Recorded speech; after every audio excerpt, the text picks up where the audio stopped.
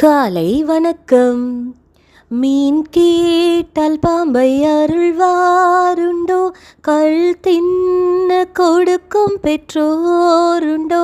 மீன் கேட்டால் பாம்பை அருள்வாருண்டோ, கள் தின்ன கொடுக்கும் பெற்றோருண்டோ. பொல்லாதோர் கூட செய்திடார், நற்பீதா நலம் அருள்வார். பொல்லாதோர் கூட செய்திடார், நற்பீதா நலம் அருள்வார். ஆமாங்க, ஒரு பையனுக்கு வாள் வித்தை கற்றுக்கணும்னு ஆசையாம்.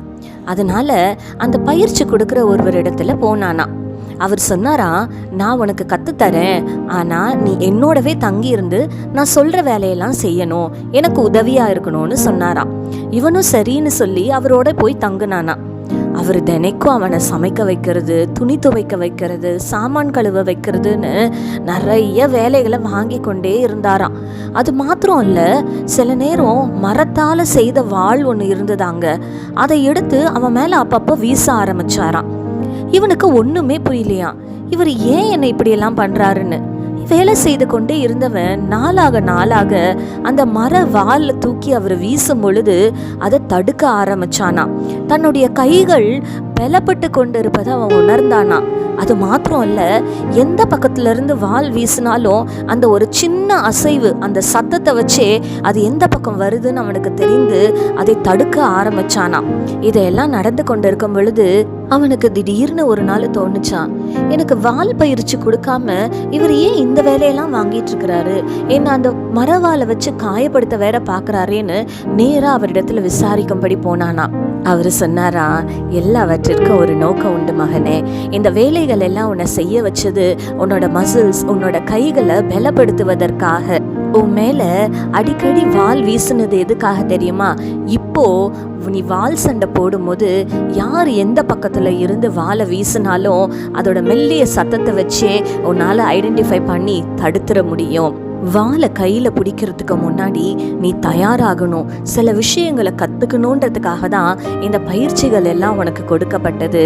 இப்போ நீ ட்ரைனிங்க்கு ரெடி ஆயிட்ட அப்படின்னு சொல்லி அவனுக்கு வால் வித்தைய சொல்லி கொடுக்க ஆரம்பிச்சாராங்க.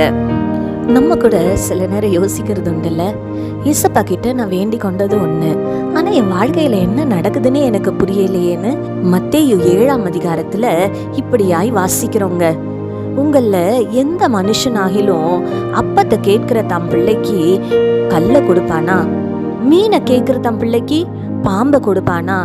நீங்களே உங்க பிள்ளைங்களுக்கு நல்ல ஈவுகளை கொடுக்கணும்னு நினைக்கிறப்போ பரலோகத்தில் இருக்கிற உங்கள் பிதா தம்மிடத்தில் வேண்டிக் கொள்ளுகிறவர்களுக்கு நன்மையானவைகளை கொடுப்பது அதிக நிச்சயம் அல்லவா? ஆமாங்க, ஏசப்பா நம்ம வாழ்க்கையில எதை செய்தாலும் அதற்கு ஒரு நோக்கம் இருக்கும், அது நமக்கு நன்மையானதா தான் இருக்கும். ஆகையினால சோர்ந்து போகாதீங்க, நீங்க வேண்டிக் கொண்டதை பெற்றுக்கொள்ளுவதற்கான ப்ராசஸ் தாங்க நடந்துகிட்டு இருக்குது. தைரியமா இருங்க. கண்களை மூடி ஆண்டவரை நோக்கி பார்க்கலாமா? எங்கள் பரிசுத்த பரலோக பிதாவே, உம்மை துதிக்கிறோம் அப்பா, உம்மை ஸ்தோத்தரிக்கிறோம்.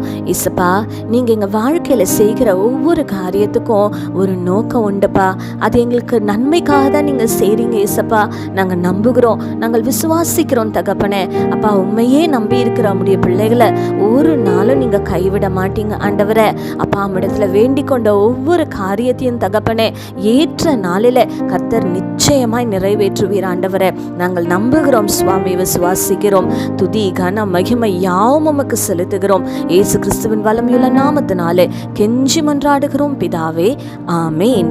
இந்த நாள் உங்களுக்கு ஒரு ஆசீர்வாதமான நாளாய் இருப்பதாக. ஆமேன்.